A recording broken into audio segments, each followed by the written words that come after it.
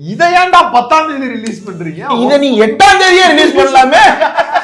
கடைசி சடங்குனா என்னன்னு பாக்கலாம். இறுதி சடங்கு என்னன்றத பராசக்தி உனக்கு காட்டும். ஏங்க ஏதோ ஒரு கருவியிலங்க அதுல பூரா மனுஷ ரத்தம் வடியுது.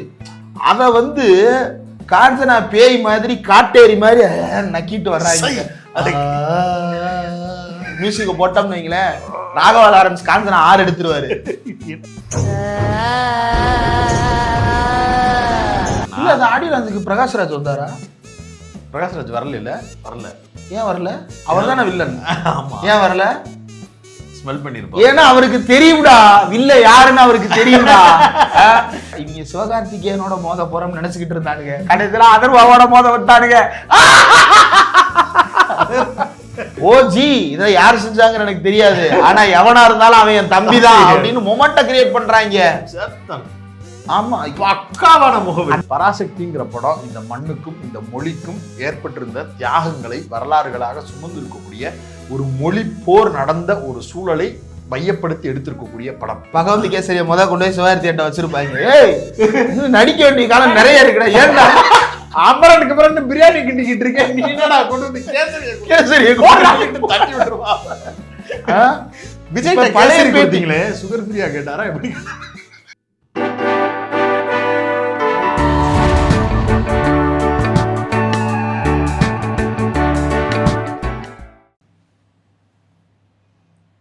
இப்படி பார்க்கணும் இந்திரா. ஏன் வளர்ந்துட்டி பொண்ணனா ஏக்கா பொணத்தை புதைச்சிட்டாங்க. இந்த ஏண்டா இந்த கேசரியத்தான் இவ்வளவு நாள் கிட்டிக்கிட்டு இருந்தா? அது ஒரு பக்கம் பலரும் வந்து பரவாயில்ல எதிர்பார்த்துட்டு இருக்கிறாங்க. நம்ம டீ கடையில டீ சாப்பிட்டுட்டு ஜனநாயகன்லாம் தொட முடியாதுன்னு ஒருத்தர் சொன்னா, பக்கத்துல ஒருத்தர் இருந்தாரு, புதைக்க தான் முடியும். தொட முடியாதா? ஏன் உனக்கு வந்து சரும நோய் எதுவும் இருக்குதா? அந்த மாதிரி வந்து ஜனநாயகன்களுக்கு சரும நோயை கொடுத்திருக்கிறார். இது என்னது? எங்கள் புரட்சி இயக்குனர் சுதா குங்காரா. பராசக்தி. இதை ஏன்டா 10ஆம் தேதி ரிலீஸ் பண்றீங்க? இதை நீ 8ஆம் தேதியே ரிலீஸ் பண்ணலாமே. நீ கடைசி சடங்குனா என்னன்னு பாக்கலாம். இறுதி சடங்கு என்னன்றத பராசக்தி உனக்கு காட்டும். ஏன்னா நான் வந்து கரியரின் உச்சத்துல கடைசியா படம் பண்ணிட்டு கிளம்புறேன், இனி நீ திரும்பி வரவே முடியாது அப்படிங்கிற நிலைமைய பராசக்தி உருவாக்க போகுது. அதான் பொதுவா இந்த உலகத்திலிருந்து விடைபெறுபவர்களுக்கு கருமாதி நடத்துவாங்க. அந்த மாதிரி சினிமா கருமாதி நடத்திட்டானுவோ. யாருக்கு? ஒரு பக்கம் இந்திக்கு, இன்னொரு பக்கம் இந்த பயவில்லைக்கு. எதிரிக்கு கூட இப்படி ஒரு நிலைமை வரக்கூடாது. குமார் வரலாம். ஏங்க இல்லங்க, துரோகிக்கு வரலாம். ஜெனியூனா மனசுக்குள்ள இருந்து இவங்க வேற யாரும் இல்லைங்க. இந்த பீடையன்ஸ்னு ஒரு குரூப் இருக்கிறாங்க ஆன்லைன்ல. யாருன்னா பாரு என்னதான் தப்பு பண்ணியிருந்தாலும் பாருவுக்கு இப்படி ஒரு நிலைமை வந்திருக்க கூடாதுன்னு ஒரு குரூப் உருண்டுகிட்டு இருக்கு. எல்லா மனிதர்களுக்குமே அவர்கள் செய்த தவறுகளை அவர்கள் திருத்திக் கொள்வதற்கு உண்டான ஒரு வாய்ப்பை கொடுக்குறாங்க. அதெல்லாம் நிறைய கொடுத்தாங்க. முதல் வாரத்துல இருந்து 90வது நாள் வரைக்கும் வாய்ப்பு கொடுத்தாங்க. ஜனநாயகனை பத்தி பேசலாம், பராசக்தியை பத்தி பேசலாம், சிறையை பத்தி பேசலாம்னு கூட்டு வந்துட்டு போறான். எதுக்குடா பிக் பாஸ் பக்கம் வண்டியை திரும்புறீங்க? எந்த பக்கம் என்ன ஆச்சு? நம்ம என்ன நினைக்கிறோம், 33 வருஷம் இருந்திருக்கிறாரா கெரியர்ல. அவங்க அப்பா தயவுல வந்தாரு, கொண்டாரு, நல்லா டான்ஸ் ஆடினாரு, பாட்டு பாடினாரு, அவருக்குன்னு ஒரு கரிஸ்மேட்டிக்கான ஒரு ஃபிகரா அவரே உருவானாரு.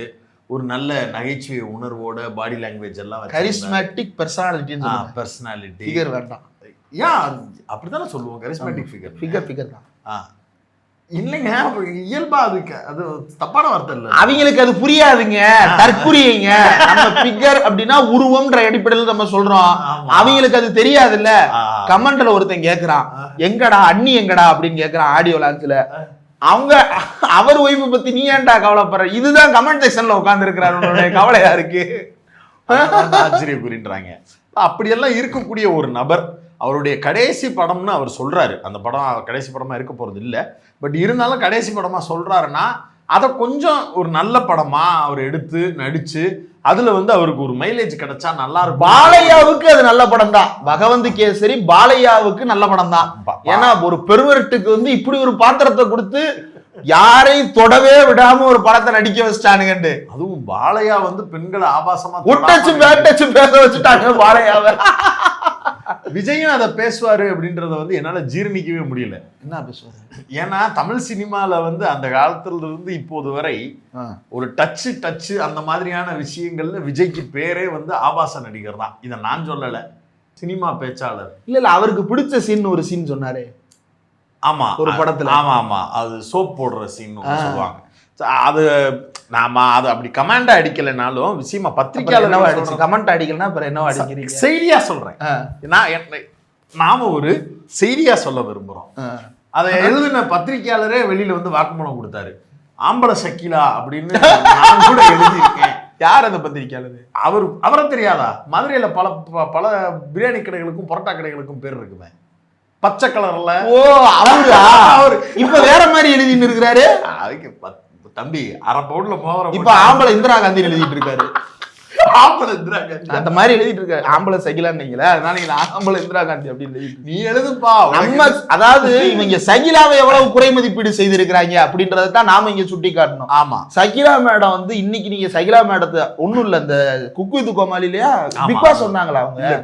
குக் வித் கோமாளில வந்தாங்க. வந்ததுக்கு அப்புறம் பல பேர் வந்து அவங்க மீதான மதிப்பீடு வந்து பல மடங்கு உயர்த்திட்டாங்க. அந்த அளவுக்கு வந்து அவங்க வந்து ரொம்ப ஒரு லிபரலா பல்வேறு கருத்துக்களை அவங்க பேசுறாங்க. ஆனாலும் இந்த சமூகம் வந்து கொண்டாடணும்னா அம்மானோ, கொண்டாடலைன்னா கில்மானோ. உடனே அம்மா கில்மால இருந்து அப்புறம் அம்மாவா மாத்தினாங்களே தவிர மேடம்னு வைக்க மாட்டானுங்க. அந்த மாதிரி அப்படியே மேடம்னு வச்சானால அந்த மேடத்திலேயே ஒரு அம்மா தான் வைக்கிறாங்க. அம்மா வச்சுட்டாங்க.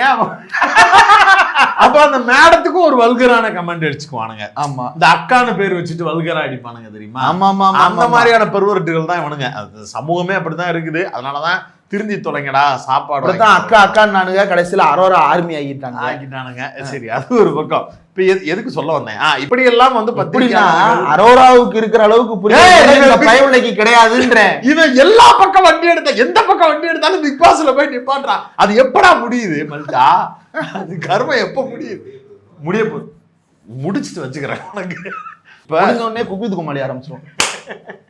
எதுக்கு சொல்ல வந்தேன்னே மறந்துட்டேன். இவர் வந்து எப்படி வந்து பெண்ணியம் பேச போறாரு, குழந்தைகள் பாதுகாப்பு பேச போறாரு. தமிழ் 4 வயசு பிள்ளைய தலையை நெரிச்சு கொண்டிருக்கானுங்க கூட்டத்துல. இவங்க கூரையில இருந்து கீழே விழுந்து இவனுக்கு எப்படி குழந்தை பாதுகாப்பு பேசுவானுங்க? 41 பேர் செத்ததுக்கு பிறகு புறமுது விட்டு ஓடிய ஒரு கோளை அந்த நாமக்கல் மாவட்ட செயலாளர் கட்சியில வச்சுக்கிட்டு எப்படி பேசுவானுங்க? அஜித்தாவை சாவ கொடுக்கும் போது மலேசியால போய் டண்டனக்கா டான்ஸ் ஆடினவன் பெண்கள் பாதுகாப்பை பத்தி பேச போறான் அந்த படத்துல பேசுனா நினைச்சு பார்த்தாலே காரி துப்பதான் தோணும் தமிழ் சமூகத்துக்கு. எடுத்து போடுவான். ஒரு குட் டச் பேட் டச் நீ போட்டோம்னா ஜில்லா படத்துல காஜல் அகர்வாலோடு நீ நடிச்ச சீனை போடுவான், போக்கிரி படத்துல அசினோட நடிச்ச சீனை போடுவான். இதெல்லாம் திரைப்படத்தமா விமர்சிக்கிறது, அதெல்லாம் ஓகே. சிவகாசியில நீ பேசின வசனம் என்ன? பெண்கள். ஆமா, அதெல்லாம் கையெடுத்து கும்பிடுற மாதிரி இருக்கணும், கூப்பிடுற மாதிரி இருக்க கூடாது. இது நீ பேசின வசனம். இதுல இத மாத்துறதுக்கு ஏத்த மாதிரி லோகேஷ் கனகராஜ்கிட்ட சொல்லி அந்த படம் பேர் என்ன, சரக்கடிச்சுட்டே வருவாப்லையே மாஸ்டர். அந்த படத்துல ஒரு சீன் வச்சு அந்த சீனை எடுக்க வச்சு அதை டெலிட்டட் சீனா மாத்திட்டேன். பெண்களுடைய உடை குறித்து நீ பண்ண அருவருப்பான கமெண்ட, அதாவது எந்த ரஜினி பெண்கள் குறித்து மோசமான கதாபாத்திர வடிவத்திற்கு முகம் கொடுத்தார் என்று குற்றச்சாட்டு வைக்கப்பட்டதோ அந்த ரஜினி தனக்கு இந்த பெயர் பிடிக்கலன்னு சொல்லி கபாலி மூலமாக காலா மூலமாக பெண்களுடைய மேன்மை பேசுவதற்கு இந்த டயலாக் இருக்கட்டும் ரஞ்சித் அப்படின்னு சொல்லி அவங்க ஹூமா குரேஷியை வந்து அப்படிதான் காஸ்ட் பண்ணா. நீலாம்பரி எஃபெக்ட் நல்லிஃபை பண்றதுக்கு தான் ஹூமா குரேஷி சொல்லிட்டு அதை சொன்னதுக்கு பிறகு கரெக்ட் அக்செப்ட் பண்ணிக்கிறேன்னு சொல்லி அவரை பண்ண வச்சாங்க. இந்த பர்சனல் லைஃப் அவர் வந்து பெண்களுக்கு ஆதரவா இருக்கிறாரு, பெண்ணியம் பேசுறாரு அப்படிங்கறதெல்லாம் கூட விமர்சிக்க விரும்பல. அவர் அப்படி பேசணுங்கிற அவசியம் இல்லை. ஆனா தன்னுடைய திரைப்படத்தால் ஏற்பட்ட ஒரு பெரிய சமூக அவலத்தை தன்னுடைய திரைப்படத்தின் ஏதாவது ஒரு காட்சியின் மூலமாக நம்ம மாத்திர முடியாதான்னு ஏங்கக்கூடிய தன்மை சூப்பர் ஸ்டார் ரஜினிகாந்துக்கு இருந்திருக்கு. ஆனா விஜய்க்கு அது கிடையாது. அந்த படத்துல இருந்து அந்த காட்சியை தூக்க வச்சுட்டு டெலிட்டட் சீன் அதை எடுத்து ரிலீஸ் பண்ணி விட்டுட்டது.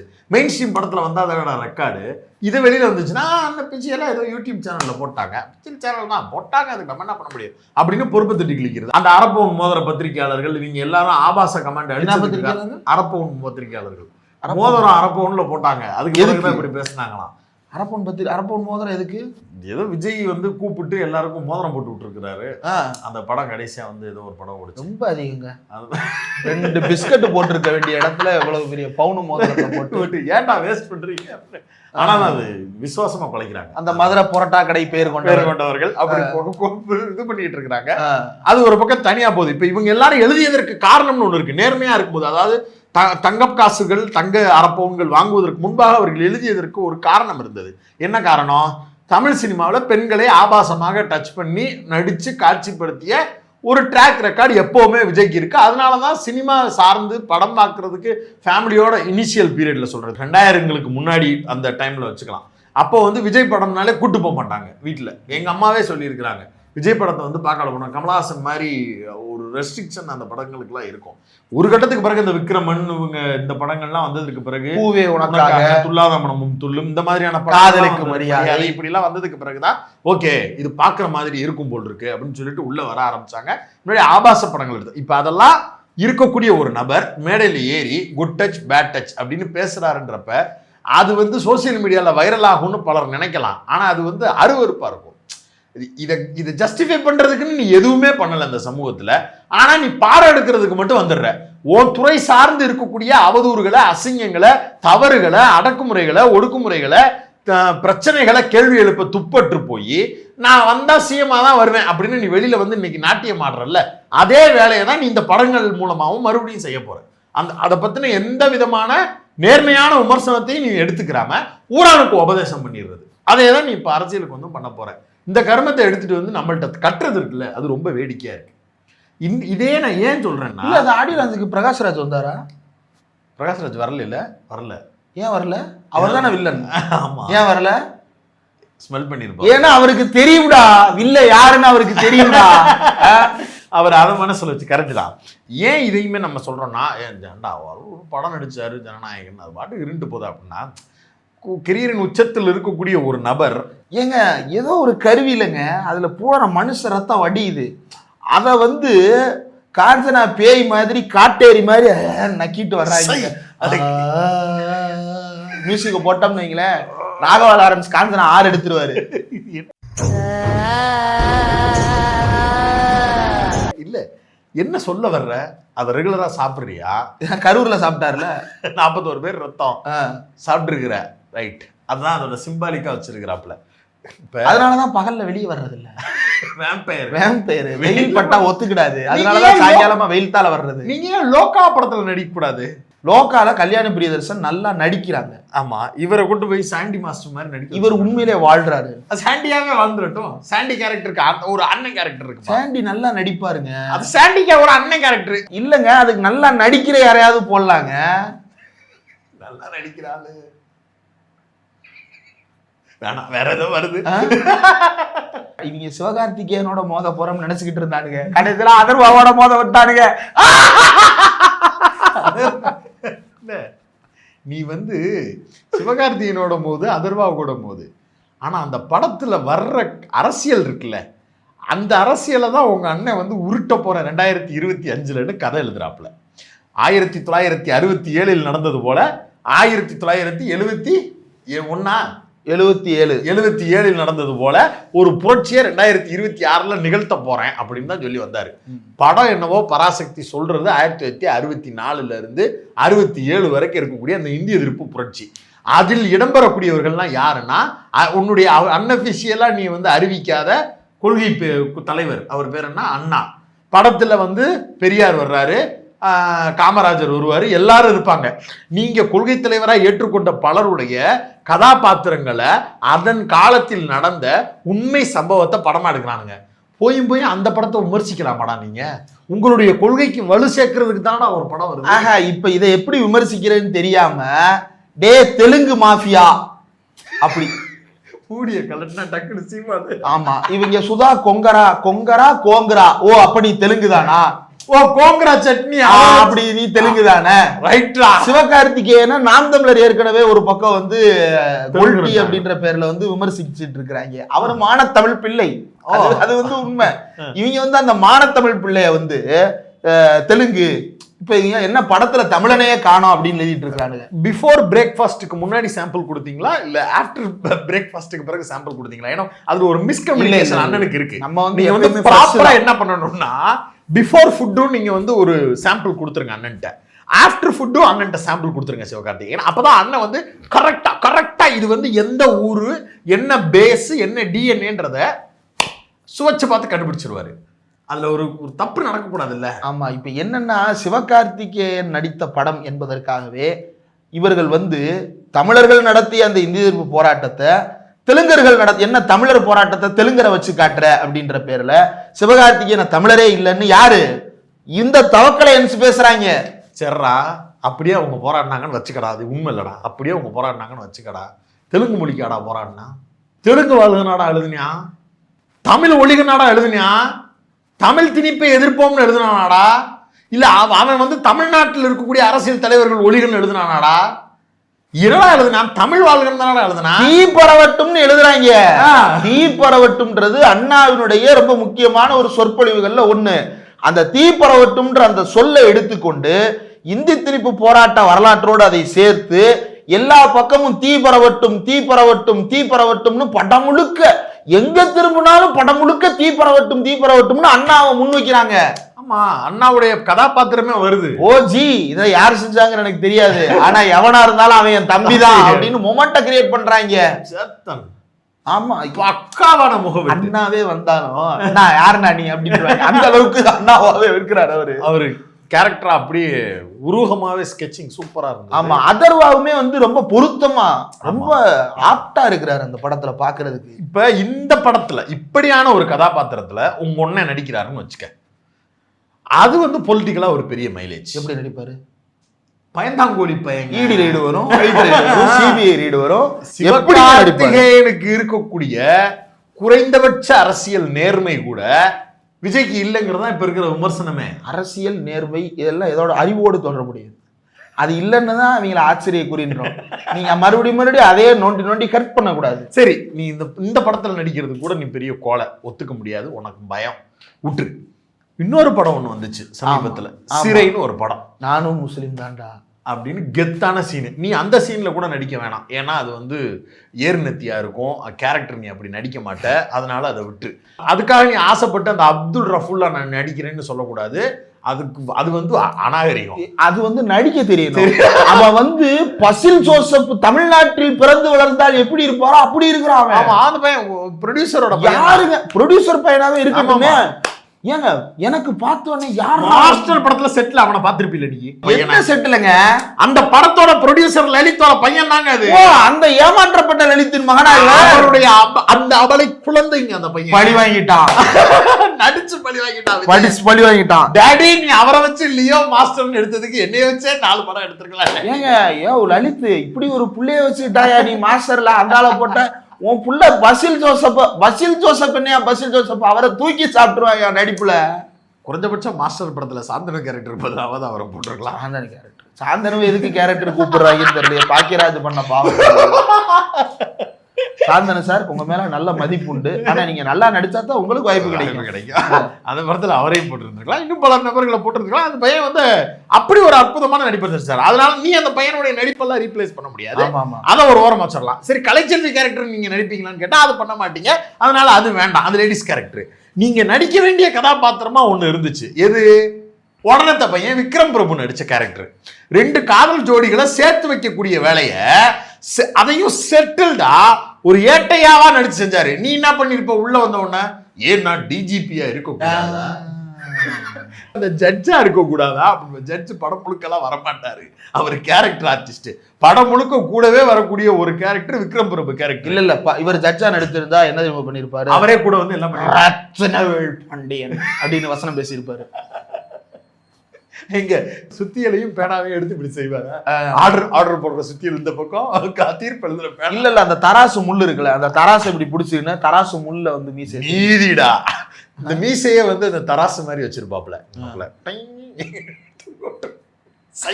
எவ்வளவு மோசமா யோசிக்க தோணுது.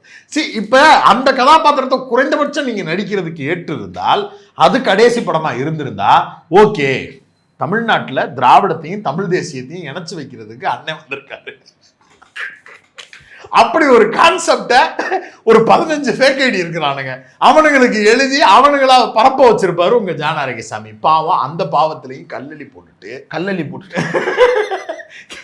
மண்ணெல்லி போட்டா பொழைச்சிடுறானுங்கன்ட்டு கல்லெல்லி போட்டிருக்கானுங்க. அப்புறம் அதுல ஒருத்தன் பப்ளிக் பைட்டு குடுக்குறான் தியேட்டர் வாசல்ல ட்ரெய்லரை பார்த்துட்டு, டேய் ஆமாடா இது கேசரி தான்டா, எங்க அண்ணன் தான்டா பெரிய இதுடான்றான். டேய் என்னடா உங்க இப்படி பேசுற, அதாவது நீ என்ன பெரிய இதுவாடான்னு உங்களை கேட்டா உங்களுக்கு கோவம் வருமா வராதா? நம்மளை பார்த்து எவன் கேட்டாலும் ஏய் வேணாண்டு அப்படின்னு சொல்லுவோமா இல்லையா? மரியாதையா பேசுங்கன்னு சொல்லணும். தான் ஆதர்சமா நம்பக்கூடிய தன்னுடைய தலைவனை, தாவேகா கட்சியினுடைய தலைவரை அவருடைய தொண்டர் ஒருத்தன் சொல்றான், டேய் என் தலைவன் ஒரு அவன் ஒரு இது நான் ஒரு அது, அதை மியூட் பண்ணாம வேற போடுறாங்க. இதெல்லாம் இவ்வளவு ஆபாசமா பேசுறாங்க அப்படின்னு பார்த்தா அவன் தலைவனே அப்படித்தான் பேசிக்கிட்டு இருக்கான்றப்ப இதெல்லாம் ஆச்சரியப்படுறதுக்கு ஒண்ணுமே இல்லை. இப்ப என்னன்னா, இப்ப ஜனநாயகன் படம் வந்து பகவந்த் கேசரி ரீமேக் தான். இப்ப அதுல வந்து பெண்கள் பாதுகாப்பு குறித்த வசனங்கள் வரும். அந்த வசனங்களை கேட்டுட்டு இவங்க வெளியே வந்து பேசுற வசனங்களை யோசிச்சு பாருங்களேன். அதான்டா டைலாக் ரொம்ப அருமையா பெண்ணியத்தை பேணி காத்தமா, ரொம்ப அழகா பேணிட்டேன். ஆனா நீ ரொம்ப கடுப்பா இருக்கணுமே. எதுக்கு? அந்த படத்துல அந்த கேரக்டர் யார் பண்றா? எந்த படம்? காஜல் அகர்வால் கேரக்டர். வேண்டாங்க, அதை விட வாய கிளறாதீங்க. ஏண்டா உங்களுக்கு என்னடா எங்க பூஜா என்கிட்ட மேல உங்களுக்கு என்னடா உங்களுக்கு என்னடா வெறுப்பு உங்களுக்கு? நானும் பாக்குறேன், முகமூடியில இருந்து பாக்குறேன், ஒவ்வொரு தடவையும் கூட்டின்னு வந்து ஏமாத்திக்கிட்டே இருக்கீங்க. அங்க என்னடானா அவன் கூட்டு வந்து மோனிகா பாட்டு, அந்த படத்திலே அந்த பாட்டு ஒண்ணுதான் உருப்படி. நல்ல நாலு காட்சியை கொடுத்துருக்கலாம்ல. இவங்க ஒரு படம் நடிச்சாங்க இதுக்கு முன்னாடி, என்னமோ ஒரு கன்றாவி பேரே தெரியாம.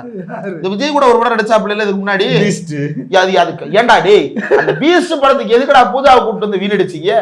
அதுக்கு அந்த பிள்ளைய நடிச்சுட்டு போயிருந்திருக்கலாம். இன்னொரு பிள்ளை அது அப்ப அவங்க பேர் என்ன, அப்புறம்னா மட்டுமே இருந்திருக்கலாமே. எதுக்குடா அந்த பிள்ளைய கூட்டிட்டு போனீங்க? ஏண்டா உங்களுக்கு வந்து படத்துல ஏதாவது ஒண்ணு ஹீரோயினை காட்டணுன்றதுக்காக பூஜா கிட்ட கூட்டு வருவீங்களா? தெலுங்குல புட்டபொம்மா பாட்டெல்லாம் பாத்திருக்கீங்களாடா? அந்த படத்துல பாத்திருக்கீங்களாடா? பகவந்த் கேசரி படத்திலேயே காஜல் அகர்வால் எதுக்கு நடிச்சாங்கன்னு தெரியாதுடா. நீங்க எதுக்குடா அந்த கேரக்டருக்கு பூஜாவை கூட்டு வந்தீங்க? வேற யாரை கூப்பிட்டுருக்கலாம்னு நீங்க நினைக்கிறீங்க? இதுல அந்த பிள்ளை சும்மா உட்காந்து பாத்துக்கிட்டு இருக்காப்ல. என்ன எங்க அண்ணனை சைட் அடிக்கிறா, கொன்றுவேன் பார், அவருக்கு மக வயசு. பாலையாவுக்கும் அந்த படத்துல காஜல் அகர்வால் மக வயசுதான். இது சொல்ல போனா பேத்தி வயசு. அது வேற இண்டஸ்ட்ரியா? வேண்டாயா, காஜலாவது வெளியே போயிட்டாங்க, இண்டஸ்ட்ரி விட்டு போயிட்டாங்கயா. காஜல் ரிட்டையர்டியா. ஆனா நடிக்க வராமையே ரிட்டையர்மெண்ட் பூஜாவுக்கு தாண்டா கொடுத்துக்கிட்டு. இந்த பிள்ளை என்ன காத்திருக்கான்னு தெரியல. மமிதா பைஜு நல்ல கரியர் கிராஃப்ல உயர்ந்து வர்ற ஒரு பொண்ணு. அந்த பிள்ளைய கூப்பிட்டு விஜய்க்கு மகளா நடிக்க வச்சிட்டானுங்க. ஆமா, ஏன் அந்த படத்துல ஸ்ரீலீலாவே நடிக்க வச்சிருக்காங்க. அவங்களும் தமிழ்ல தான் நடிக்க ஆரம்பிச்சிட்டாங்க. ஸ்ரீலீலா வந்து இன்னைக்கு மேல கிராஃப் ஏறிடுச்சுல. கிராஃப் நல்லா ஏறிதான் இருக்கு. இவனுக்கு ஏமாத்தி இருக்கிறானுங்க. கேரளா விஜய் பண்றத வச்சு ஏமாத்தி இருப்பானுங்க பிராடுக்கார பசங்க. வினோத்துடைய நிலைமை நினைச்சாதான் கவலை கிடத்துல இருக்கு. வினோத் தம்பி வேண்டாம் தம்பி. இல்ல, அவருக்கு ஒரு நாம் தமிழர் வாடை இருக்கு. அதனால அவர் வந்து இப்படித்தான் இருப்பாரு. வாடை இருக்கோ என்ன இருக்கோ, வாய் கொஞ்சம் ஓவரா இருக்கு. இல்ல, இதுக்கு முன்னாடி ஏன் அதையும் சொல்றாங்க எனக்கு ஒரு டவுட். இவரும் கரியர்ல இருந்து ரிட்டையர் ஆக போறாரோ? அவர் எங்க ஃபீல்டுல இருந்தாரு? சும்மா மோதி பாக்குற வேலையெல்லாம் இங்கே வச்சுக்கிடாத கண்ணா. என்ன நீங்க கரியர்ல இருந்து ரிட்டையர் ஆக எனக்கு புரியலையே. இல்ல, அந்த டயலாக் சொல்றதுக்கு முன்னாடி இல்ல உங்களுக்கு கலை பண்பாட்டுத்துறை கொடுத்தேன்னு ஏமாத்துறாங்களா? எதுவா இருந்தாலும் வெளிப்படையா பேசிடுவது. இது விஜய் ஆட்சி இல்லையா? அப்புறம் அவங்கதான் ராஜ்மோகனுக்கு என்னமோ உயர்கல்வித்துறையா ஒதுக்கியிருந்தா இல்ல. உயர்கல்வித்துறைன்னா என்ன நினைச்ச? ஆமா, ஜான் ஆரோக்கியசாமி IRS நிதித்துறை.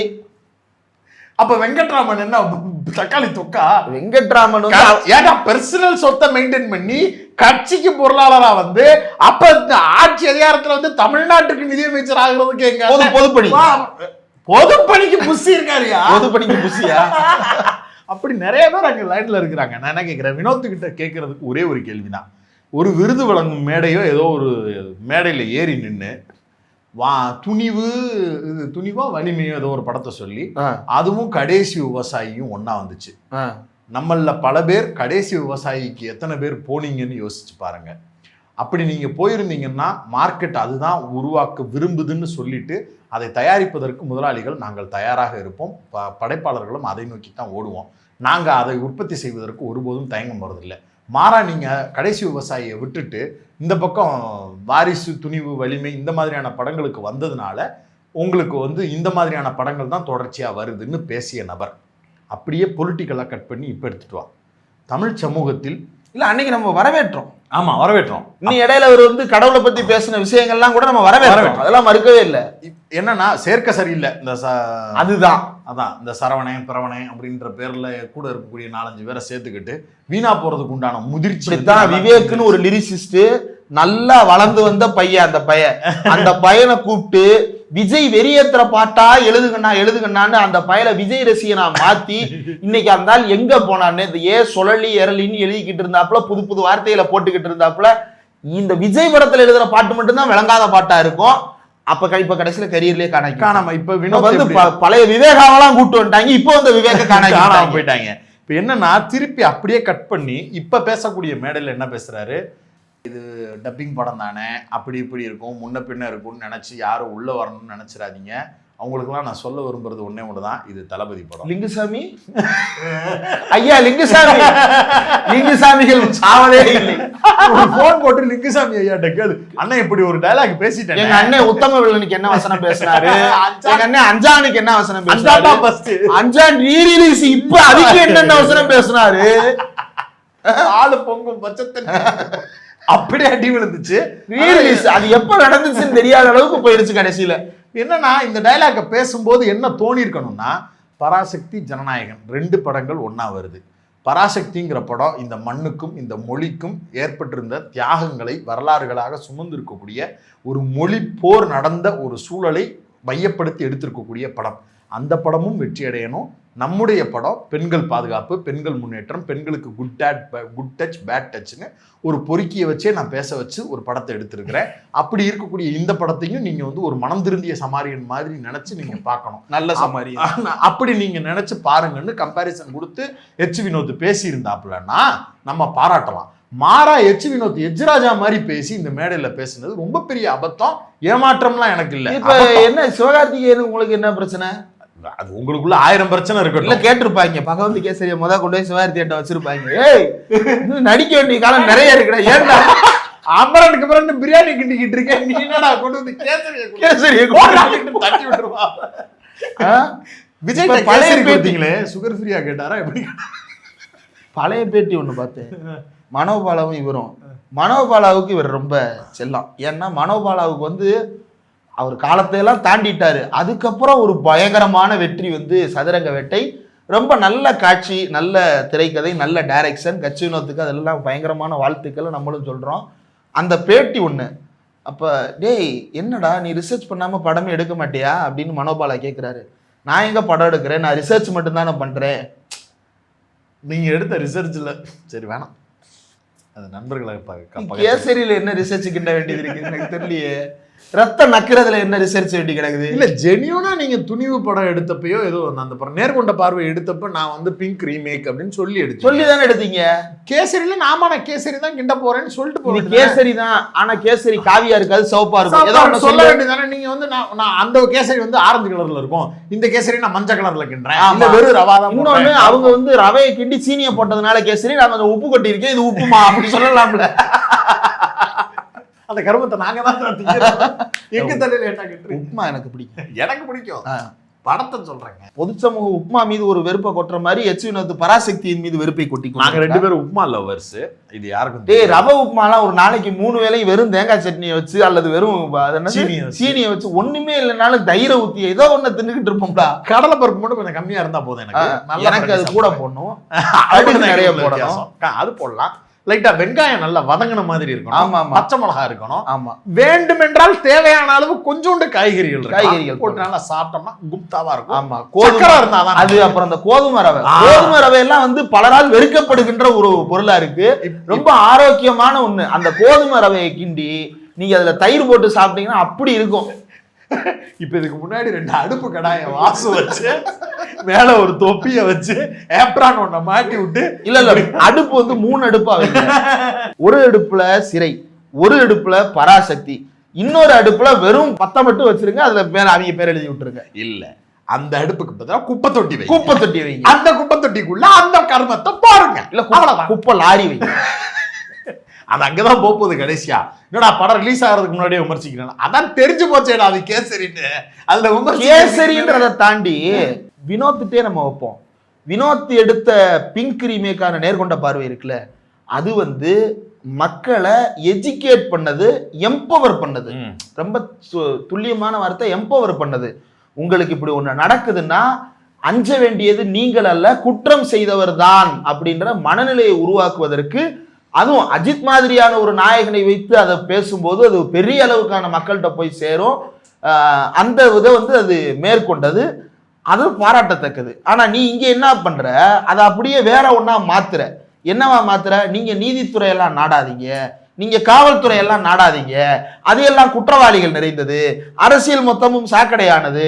இங்கே ஒரு மீட்பர் வருவார், அந்த மீட்பர் கத்தியோடு வருவார், அவர் கத்தியில் படிந்த ரத்தத்தை நக்கி கொண்டு திரிவார், அவர் அப்படியே துப்பாக்கி எடுப்பார், பார்க்கின்ற நபர்களை எல்லாம் சுட்டு தள்ளுவார், கையில் சாட்டை எடுப்பார், எல்லாத்தையும் போட்டு அடி அடின்னு அடிப்பார் அப்படின்னு சொல்லிட்டு இந்த மாதிரி வந்து ஒரு தனி மனித மீட்பரை முன்வைப்பது, இது வந்து எந்த அளவுக்கு தமிழ் சூழலுக்கு, நீங்க கடைசி விவசாயியை கொண்டாடியதற்கு காரணம் அது ஒரு சாமானியனுடைய ஒரு பார்வையை வந்து ஒரு இடத்துல கொண்டு வந்து நிப்பாட்டுச்சு இல்லையா? சரி பேசிக்கிட்டு இருங்க, நான் வரேன். இல்லைங்க, நான் அப்படி போல, நான் அது என்னென்ன சொல்ல வந்ததுன்றதுக்குள்ள போல. இப்ப அப்படிப்பட்ட ஒரு அந்த விவசாயி வந்து மயில் செத்து போயிருக்கும், தோட்டத்துல புதைச்சிருப்பாரு. அதே தான் நடந்துச்சு. ஒரு காட்டெருமை செத்து போய் அது எங்கேயோ கடந்தது, அதை எடுத்து புதைச்ச விவசாயிகள் 2 பேர் மேல ஈடி கேச போட்டானுங்கல்ல உனக்கு. ஆமா, அப்ப அப்படி ஒன்ன முன் வச்சிருக்கு. இப்ப அதை நீங்க பேசுறீங்க அப்படின்னா இது காரணமா இருக்கும்னு நான் புரிஞ்சுக்கிறேன். கமர்ஷியல் ஆதரிக்காதீங்கன்னு. இப்ப இது என்னத்தை முன்வைக்குது, 8 பேரை எட்டி மிதிக்கிறது, 300 பேரை ஒரு கொடவுன்ல பூட்டி வச்சு அடிக்கிறது, ஒரு பாலைவனத்துல கூட்டிட்டு போய் அடி அடின்னு வெளுக்கிறது, இது என்ன மாதிரியான லாஜிக்கு? இன்னொன்னு பாக்குற இடத்துல எல்லாம் இந்த ரத்தம் தெரிக்கிற மாதிரி குத்துறது வெட்டுறது இதெல்லாம் பண்ணிக்கிட்டு இருக்கிற ஒருத்தன் வந்து நாளைக்கு அரசியல்வாதியா வருவான் அப்படின்னு, அது வந்து லாஜிக்கே இல்லடா. இது கடைசி படம்னு சொல்றதே அசிங்கமா இருக்குடா, உங்களுக்கே இருக்குடா. அப்புறம் ஏன்னா நான் சொல்லணும், அதை இந்த கர்மத்தை எடுக்கணும்னா எடுத்துட்டீங்க, படம் எடுத்து பாதி நடந்துகிட்டு இருக்கும்போது தான் தெரிஞ்சிருக்கு நம்ம இது அரசியலுக்கு வர்றோம், படத்தை கடைசி படம்னு சொல்லி வைப்போமேனு சொல்லி வச்சிருக்கீங்க. உண்மையிலே இது கடைசி படமா இருந்தால் இன்னும் யோசிச்சு ஒரு நல்ல படமா கூட எடுத்திருப்பானுங்களோ என்னவோ. நக்கீரன் கோபால் ஐயா அவர் சொன்னது நடந்துருச்சு. ஒரு வண்டி, அந்த வண்டியை சுற்றி ஆர்ப்பாட்டம், ஒரு கூட்டம் நிற்கிற மாதிரி 2-3 சீன் வச்சுருக்கானுங்க. நீங்கள் கரெக்டாக தெரிஞ்சால் தெரியும், கரூர் இந்த எல்லா இடத்துலையுமே இப்படி கையை தூக்கிக்கிட்டு வந்துட்டு இருப்பாப்புல, அதே கெட்டப்பில் அங்கே வந்து நிற்கிறாப்புல, அதே காஸ்டியூமில் வந்து நிற்கிறாப்புல. படத்தில் வந்து நான் சாவு வந்து ஒரிஜினலாக 41 பேர் செத்துட்டாங்க கரூரில்னு உடனேயே பிரச்சனை ஆயிரும்னு சொல்லிட்டு அந்த இதை பூராத்தையும் ஸ்கிராப் பண்ணிவிட்டு அது பஞ்சாயத்து சிபிஐட்ட ஒப்படைச்சிருப்பானுங்க ஃபுட்டேஜை பூராத்தையும். அதனால ரீஷூட் எடுக்கணுமேன்ற ஈவிரக்கத்தோடலாம் அவங்க பண்ணியிருக்க மாட்டானுங்க. போச்சேன்றதுக்காக திருப்பி ஒரு இடத்துல செட்டை போட்டு ஜூனியர் ஆர்டிஸ்ட்டை பூராத்தையும் நிற்க வச்சு கொடியை பூரா கொடுக்க வச்சு எல்லார்ட்டையும் கலரை மாற்றி இந்த வேலையை பார்த்துட்டு இருக்கிறானுங்க. இது நடந்திருக்கு போல் இருக்கு. நக்கீரன் கோபால் அதையும் திருப்பி ஒரு தடவை சொன்னார், திருப்பி இதே மாதிரி செட்டு போட்டு ஷூட் எடுக்கிறதா எங்களுக்கு தகவல் வந்திருக்குன்னு. படம் இன்னும் வெளில வந்ததுக்கு பிறகு காரி துப்ப போகிறானுங்க. 41 சாவில் தான் நீ இந்த கடைசி படத்தை எடுத்திருக்கன்றது தெரிஞ்சிச்சுன்னா இனி ஜென்மத்துக்கு நீ இந்த தமிழ் சமூகத்தில் திரும்பி கூட படம் நடிக்க வரமாட்டேன். அதுதான் நடக்க போகுது பார். ஏன் ஜனநாயகம்னா என்னங்கடா நினைச்சுக்கிட்டு இருக்கீங்க? ஜனநாயகம்ன்ற வார்த்தைக்கு அர்த்தம் என்னடா? மக்கள் விரும்பும் எல்லாவற்றையும் செய்வது. பெரும்பான்மை சாதியை விரும்புது, அதனால சாதியை வைத்துக் கொள்வோம். பெரும்பான்மை மதவெறியை ஊக்குவிக்கிறது, அதனால மதவெறி. அப்படியா? ஜனநாயகம் என்பது என்ன? மக்களுடைய ஆட்சி. அந்த மக்களுடைய ஆட்சி என்பது மக்களுக்கும் நன்மை செய்வதாக இருக்க வேண்டும், அந்த மக்களுக்கு புரிய வைப்பதா இருக்கணும். இந்தியாவின் மிகப்பெரிய ஜனநாயகவாதிகள் யாரு? ஒரு பக்கம் அண்ணல் அம்பேத்கரை சொல்லலாம், இந்த பக்கம் பேரறிஞர் அண்ணாவை சொல்லலாம், பெரியாரை சொல்லலாம். பெரியார் வந்து ஜனநாயகத்தில் இருக்கக்கூடிய குறைபாடுகளை சுட்டிக்காட்டுவதன் மூலமாக ஒரு ஜனநாயகம் எப்போது ஜனநாயகமாக இருக்கும் என்று அவர் விவரித்தார். அண்ணல் அம்பேத்கர் நாம அரசியல் நாம வந்து அதிகாரத்துல வந்து ஜனநாயக இது பண்ணிட்டு சொல்றோம், ஆனா சோசியல் டெமோக்ரஸிக்கு நம்ம இன்னும் வந்து சேர்றதுக்கான வேலையை ஆரம்பிக்கல அப்படின்றாரு. அப்ப அந்த சோசியல் டெமோக்ரஸியை பத்தி பேசுறதுக்கு நீ ஒரு படம் எடுத்தேன்னா அவரை கொள்கை தலைவரா வச்சிருக்கிறதுல ஒரு நியாயம் இருக்கு. ஆனா சோசியல் டெமோக்ரஸினா எல்லாரையும் கண்ட இடத்துல சுட்டு தள்ளுறது, ரத்தத்தை நக்குறது, இதெல்லாம் சோசியல் டெமோக்ரஸி. நடந்து வரும்போது பக்கத்துல இருக்கிற 5 போட்டோ வச்சிருப்பியே, பக்கம் என்ன அருண்ராஜ் ஐஆர்எஸ், பெரியார் மாதிரி தாடி கெட்ட போட ஒருத்தவங்க, ஒரு சேலை கட்டி ஒரு லேடியை மாறுறாங்க, அவங்க தான் வேலை நாச்சியாரா? என்னடா என்ன இல்ல அவருக்கு அவரே விசைக்கு விசையே அப்படின்னு நினைக்கிறாரு. விசையா தமிழ் படுத்தி சொல்றேன், தமிழ் தேசிய பிள்ளைல அவரு, அது விசை அப்படிங்க. என்ன கருமத்தை கிண்டிட்டு வரப்போறாரு. ஒரு பக்கம் சிறை நல்லா போயிட்டு இருக்குது, 9ஆம் தேதி வரைக்கும் சிறை வந்து தங்குதடை இல்லாமல் போகணும். சுரேஷ் ராஜகுமாரி அவர் இயக்குனர், கதை வந்து நம்ம இயக்குனர் தமிழ் அவர்கள், இயக்குனர் தமிழுக்கும் இயக்குனர் சுரேஷ் ராஜகுமாரிக்கும் இந்த படத்தை தயாரித்தவர்களுக்கும் விநியோகித்தவர்களுக்கும் இந்த படத்தில் நடித்தவர்கள் பாராட்டுவதற்கு இதுல எல்லாருக்குமே பாராட்டு தெரிவிக்கணும். ஒட்டுமொத்த குருவும் வந்து அப்படி ஒரு படைப்பை வந்து நம்ம கண்ணு முன்னாடி வச்சு நிப்பாட்டி. நம்ம ஆட்கள் சொல்றாங்க அதனால போனா போர் அடிக்குமோ அப்படிலாம் நினைக்காதீங்க. 2 மணி நேரம் தான் த்ரில்லிங்கா இருக்கு. ஒரு சினிமா தியேட்டருக்கு போய் நீங்க வந்து ஒரு குடும்பஸ்தன், ஒரு டூரிஸ்ட் ஃபேமிலி, இந்த மாதிரி படங்களெல்லாம் பார்த்து என்ஜாய் பண்ணிருப்பீங்கல்ல ரிப்பீட்டடா. எதிர்பார்த்தே போன குட் நைட்டு இந்த மாதிரியான படங்கள் போனீங்கல்ல, அப்படியே லிட்டரலா இந்த படம். அதே போல போகும்போது உங்க நெஞ்சில ஈட்டியை குத்தி அழுவிடான்லாம் அனுப்புடா பூங்கொத்து சந்தோஷமா போடான்னு வழி அனுப்புது. ரொம்ப ஹாண்டிங் அப்படியே பரதேசி பாலா படங்கள்லாம் பார்த்துட்டு வேண்டாம் அதுக்கே இல்ல நினைச்சு பார்த்தாலே பயமா இருக்கு. அப்படி வந்து குடூரமாலாம் நம்மளுக்கு இல்ல.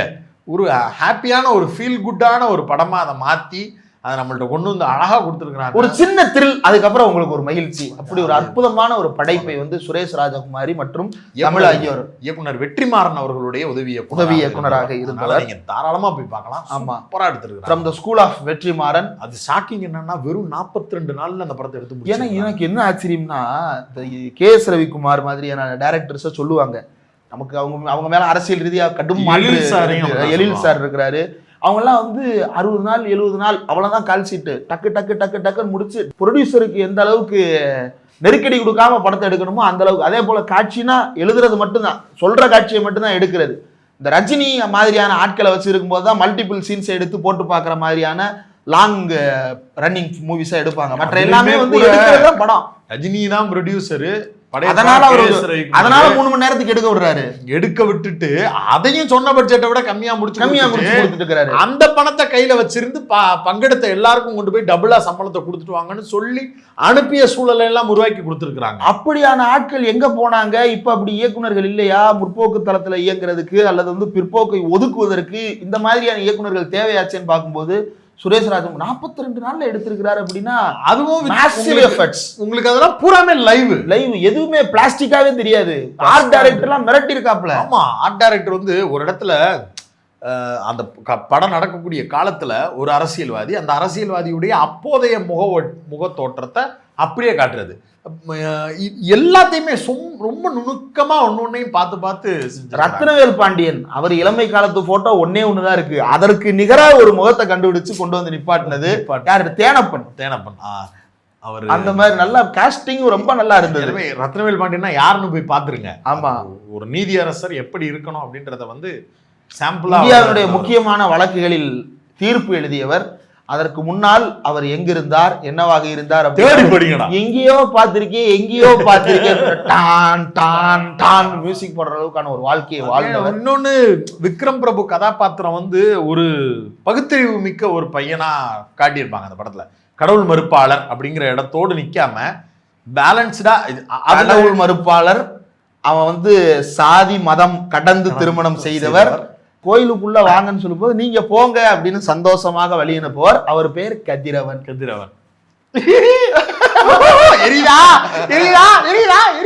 அப்படிதான் இருக்கும் படமே. அப்படிதான் பல இடங்கள்ல வந்து சங்கிகள் பார்த்தானுங்கன்னா, அதுவும் இந்த கந்தன்மலை கந்தர கோயில மலைன்னு போட்டு எடுக்கிறானுங்கல்ல, அவனுங்க எல்லாம் படம் பார்த்தானுங்கன்னா வயிற்றுச்சல்லே செத்துருவானுங்க. ஸ்லாங்கு. ஆமா, லலித் எந்த ஊருக்காரு தெரியல எனக்கு. அந்த பையன் அப்படி சிவகங்கையிலே வாழ்ந்த மாதிரி பேசுறான். அந்த ஏரியாலே இருந்த மாதிரியே பேசுறான். அப்படியே பேசுறாங்க. நல்ல ஒர்க் அதுல தெரிஞ்சு. அந்த பொண்ணு பொதுவா ரொம்ப பிளாஸ்டிக்கா இருக்கும். அந்த பெண்களுக்கு வசனங்களை எழுதுறதும் சரி, பேச வைக்கிறதும் சரி, எவ்வளவு சாதாரணமா எவ்வளவு அழகா அவ்வளவு பேரையும் பேச வச்சிருக்காங்க. அப்படி அற்புதமா இருந்தது. எல்லாருக்குள்ளேயும் ஒரு டுவாலிட்டி இருக்கு, அல்லது எல்லாத்துலயுமே 2 வகை இருக்கிறாங்க. அது ரெண்டையுமே அப்படியே காட்டுறது. போலீஸ்னா அதுல ஒரு டுவாலிட்டி இருக்கா? ஆமா, அதுல இருக்கிறது டுவாலிட்டி தான். இது மட்டும் அப்படின்ற ஒரு இதா பிளாக் அண்ட் ஒயிட்டா பார்க்காம. அந்த விக்ரம் பிரபு கதாபாத்திரம் கான்ஸ்டபிள். ஆமா, அது போலீஸா இருந்து மூளை எப்படிலாம் மழுங்கி போகும். அதாவது இறக்கம், ஈவு, அது எல்லாத்தையும் அப்படியே தொடச்சு எடுத்துட்டு அந்த டிபார்ட்மெண்ட் மூளை எப்படி சந்தேகம், அந்த அந்த அந்த டிரான்சிஷன் பீரியட் அடைஞ்ச ஒருத்தர், அவருடைய ஒய்ஃபும் கான்ஸ்டபிள். ஆனா அவங்க அந்த டிரான்சாக்ஷனுக்கு உள்ள வரல. அவங்க மனிதாபிமானத்தோட இருக்கக்கூடிய ஒரு நபர். அவங்க வந்து ரெக்கார்டு, அவங்க போலீஸுக்கு உள்ள போனாலும் அவங்க தான் பாதிக்கப்படுறவர். இவங்க பாதிப்பை நிகழ்த்துவார்கள். ஏன்னா இவர் ஃபர்ஸ்ட் ஷாட்டே வந்து துப்பாக்கியால சுடுறவர். ஆமா, அப்ப இவர் வந்து கொலையவும் செய்யக்கூடிய ஒரு நபரா, அந்த 5 போட்ட யூனிஃபார்முக்கு நேர்மையா இருக்கக்கூடிய ஒரு நபர். அதுல தனக்கு அதிகாரம்ன்றது வழங்கப்பட்டு அதாவது வெறும் கான்ஸ்டபிளுக்கு என்ன அதிகாரம் கொடுத்துட போறானுங்க, அந்த அதிகாரத்தை வச்சுக்கிட்டு ஒருத்தருக்கு நல்லது பண்ணிட முடியாதான்னு நினைக்கிற மனநிலைய அவருடைய இணையர் அவருக்கு வந்து டீச் பண்றாங்க. அங்க அவர் மெல்ட் ஆகுறாரு. ஒரு கஞ்சி போட்ட போலீஸ்காரன், ஆமா நம்ம இயல்பே இது கிடையாது, கஞ்சிய சோத்த சாப்பாட்டுல தான் போடணும், இதுல சட்டைக்கு போடணும். அதுல ஒரு சீனு குமார், ஒரு போலீஸ்காரர் வந்து சாப்பிடும்போது அவர் சாப்பிட்டுட்டு இருப்பாரு, என்னமோ எதிரக்க இருக்கக்கூடிய கைதிக்கு வந்து சாப்பாடு வாங்கி கொடுத்து அழகு பாப்பாருன்னு காட்சிப்படுத்துவாங்க. அப்படிலாம் இல்ல, அது உண்மை கிடையவே கிடையாது. அவங்க ஒரு நாளும் அந்த டிபார்ட்மெண்ட் இருக்கக்கூடிய மூளை அப்படி யோசிக்காது. அது அவனுக்குள்ள ஏதோ ஒரு சின்ன இறக்கம். ஆனாலும் சாப்பிடுறியா அப்படிதான் கேட்பாங்க. சாப்பாடு வேணாங்க அப்படின்னா சரி விடு அப்படின்ட்டு இவங்க முன்னாடியே உட்கார வச்சு பிரியாணி சாப்பிடுவாங்க. அதை அப்படியே எடுத்திருப்பாங்க, அப்படியே எடுத்திருக்காங்க. அதுக்காக அவர் ஈவிரக்கமற்றவர் இல்லைங்க அப்படின்னு காட்டுறது வேற ஒரு இடத்துல. அங்கே ஒரு டீ வேணா சாப்பிட, அவ்வளவுதான், என்ன வேணுமோ வாங்கி சாப்பிட்றான் அப்படின்னு சொல்லிட்டு அவன் முற்போக்காலம் தான், அவன் மத நம்பிக்கை, அவன் போலீஸ்காரன் அப்படி ஒரு தாண்டி. ஆனால் அந்த போலீஸ்காரன் ஒரு ஒரு ஒரு உரையாடல்ல வந்து, உரையாடல் தான் எல்லாத்தையும் மாத்தும். ஒரு 2 பேருக்கு இடையில் நடக்கக்கூடிய இதுதான் ஜனநாயகம். உரையாடலையும் தாண்டி அவருக்கு ஒரு பெரிய ஆபத்தான நிலைமையில அவன் காப்பாத்துறான். அந்த குற்றவாளி வந்து நினைச்சிருந்தா இந்த இடத்துல அவன் எஸ்கேப் ஆயிருக்கலாம். ஆனா அவன் எஸ்கேப் ஆகல. இல்ல, என் வேலைக்கு அவன் வைக்கல. இல்ல, அப்ப அவன் எனக்கு நேர்மையா ஒண்ணு செஞ்சிருக்கிறான், அப்ப அவன் விரும்புற ஒண்ணு செஞ்சு கொடுப்போன்னு ரிஸ்காக எடுக்கிறாப்ல அந்த போலீஸ். உன்னை நம்புறேன்டா, ரிஸ்க் தான், பரவாயில்லடான்னு தான் எடுக்கிறாப்ல, விருப்பத்துல எல்லாம் செய்யல. ஏன்னா என்னை நீ காப்பாத்திருக்க. ஆனா இந்த எல்லா உரையாடல்களும் கடைசியில அவர் வந்து ஒரு டீச்சரா நின்று அதை மற்றவங்களுக்கு சொல்லும் போது, அப்துல் ரவுஃபோட அவருக்கு நடந்த உரையாடல், ரத்னவேல் பாண்டியனோட அவருக்கு நடந்த உரையாடல், இன்னொரு வேறு ஒரு சங்கி நீதிபதியோட அவருக்கு நடந்த உரையாடல், அதிகாரிகளோடு தனக்கு நடந்த உரையாடல், இது எல்லாத்தையும் அவர் பாடமா சொல்லும் போது அந்த மாணவர்களோட ஒரு உரையாடல், இந்த உரையாடல் நிகழுது இல்லையா, ஒருத்தருக்கு இன்னொருத்தருக்கும் இடையில பரிமாற்றமும் உரையாடலும். இதுதான் ஜனநாயகமே தவிர சுட்டு கொன்று விட்டு ரத்தத்தை நக்கி தின்பது அல்ல. ஆனா அந்த படத்துல விஜய் கேரக்டர் இருக்காப்ல, அக்கா புருஷன் வருவான் பாரு, என்ன பேசினாலும் போதைய போட்டு வந்து சலம்புறதுதான் வேலை அவனுக்கு. ஆனா அந்த நடிகருக்கு ஒரு வேண்டுகோள், நீங்க எங்கிட்டு பொதுவெளியில போயிராய்க்கு, ஏதாவது காரு பிடிச்சு போங்க. அப்படி ஒரு வெறுப்பை வந்து உருவாக்கிட்டாரு அவர். அந்த அளவுக்கு நல்ல பொருத்தமா நடிச்சிருந்தாரு. அவனே ஆரோக்கியமற்ற ஒருத்தனா தான் இருப்பான், குடிச்சு உடம்பு நோஞ்சானாயி கடைசியில மாமனார் செத்ததுக்கு அப்புறம் அந்த மாமியார் கையை வேற உடைச்சு விட்டான். மாமியார் வந்து புருஷன் இருக்கிற வரைக்கும் கொஞ்சம் தாட்டியம் பண்ணிக்கிட்டு இருந்தது, புருஷன் போனதுக்கு அப்புறம் மாமியார் கையில மாவு கட்ட போட்டு இன்னொரு கையும் உடைச்சிருக்கேன் பாத்துக்க அப்படின்னு சொல்லிட்டு இருந்தாங்க. படமா பார்க்கும்போது அந்த பெண்ணுடைய கதாபாத்திரம் ஒரு இஸ்லாமிய சிறுவன், ஒரு பொண்ணு, அவங்களுக்கான காதல் தான். தமிழ்நாடு அப்படிங்கிற இடத்துல இருந்து அந்த பொண்ணுடைய கதாபாத்திரத்தை புரிஞ்சுக்கணும். இன்னொன்னு, அந்த இஸ்லாமியர்கள் மீது நேசம் வைப்பதில் தமிழ்நாடு ஒருபோதும் சலைச்சது இல்ல, ஏமாற்றம் செஞ்சதே கிடையாது. ஆனா அதே நேரத்துல அவ்வளவு இலகுவாகவும் அந்த ஏற்பு வந்துடல. இந்த வீட்டை கஷ்டப்பட்டு ஒரு குடிசை போட்டு, அதுக்கப்புறம் ஓடு போட்டு, அதுக்கப்புறம் இன்னைக்கு ஒரு காரை வச்சு வீடு கட்டி இருக்கிறாரு.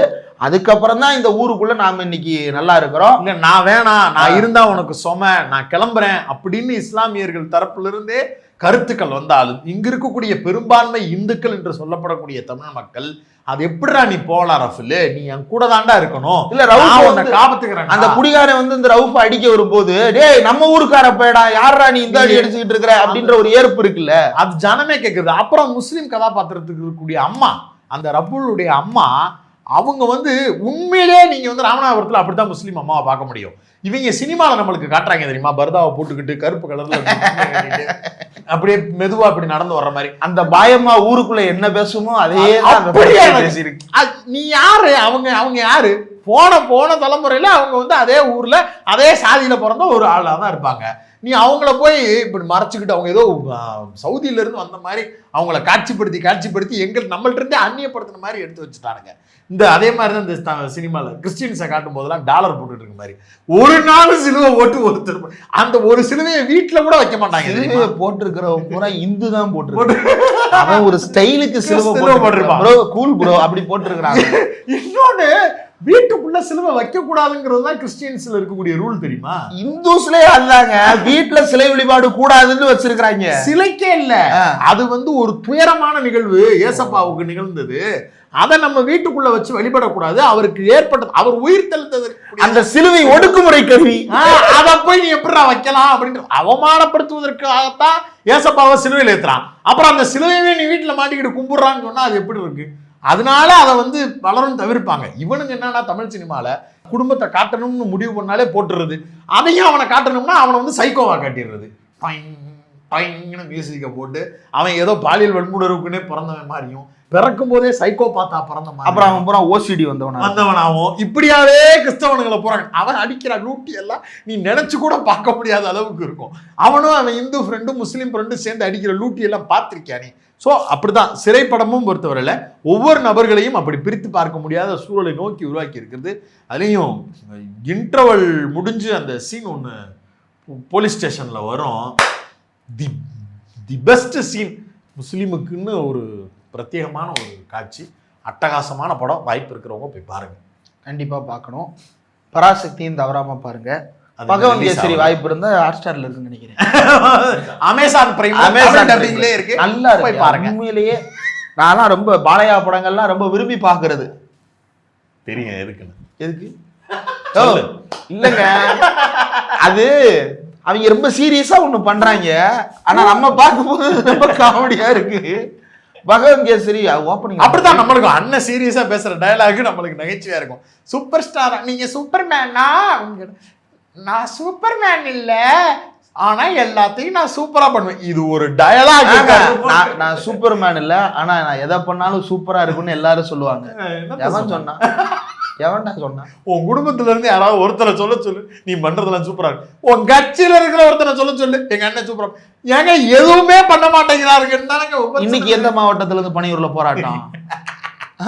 அங்கனைக்கு எங்கன இந்த வெந்தது தொந்தது, வேகாதது அறவேக்காடு, வாய்ப்பிழந்தது, வாழ்க்கையை இழந்தது, இந்த மாதிரியான அல்லுசில்களை பூரா ஒவ்வொரு ஊரா போய் பொறுக்கி போட்டு வர்றதுக்கு ஒரு 404 எடுத்திருக்கிறாங்க அவங்க கட்சியில. ஒவ்வொரு ஊரா போறாங்க. தமிழ்நாடுல ஆள் பிடிக்கணும்னு நினைச்சுக்கிட்டு இருக்கிறவங்க பார்டர் தாண்டி கடலூர் போயிடுறாங்க. கடலூர்னு நினைச்சு வண்டியில ஏத்துறாங்க. அது பாண்டிச்சேரி பார்டர்ல இருந்து இருக்கும் போட்டிருக்கு. பாண்டிச்சேரியில இருந்தெல்லாம் ஆள் எடுத்து போட்டு தமிழக வெற்றி கழகத்தில் முன்னாள் எம்எல்ஏ சேர்ந்தார், இந்நாள் கவுன்சிலர் சேர்ந்தார், சுயேட்சையாக அவர் சேர்ந்தார், திமுகவில் ஒன்றிய நகர கிளை உடன்பிறப்புகள். சுயேட்சையில யார் சேர்ந்தார்? சுயேட்சை கவுன்சிலர் சேர்ந்தார். இப்படி எல்லாம் டயலாக் பேசிக்கிட்டு இருக்காங்க. டேய், அந்த வண்டி பிரச்சாரத்துக்கு தானே எடுத்தீங்க, புள்ள பிடிக்கிறதுக்கான எடுத்தீங்க, எதுக்குடா அந்த வண்டி எடுத்துட்டு தெரு தெருவா சுத்திட்டு இருக்கீங்க? விருப்பப்பட்டவன் கட்சியில வந்து சேர. பராசக்திக்கு எதிராக ஆள் திரட்டணுமா இல்லையா? ஐயோ ஐயோ, பாப்போம் எது நடக்குது. பராசக்தி படுத்துற பாடு தேட்டரை நான் நினைச்சு பார்க்கும் போதே குதூகலமா இருக்கு. நன்றி.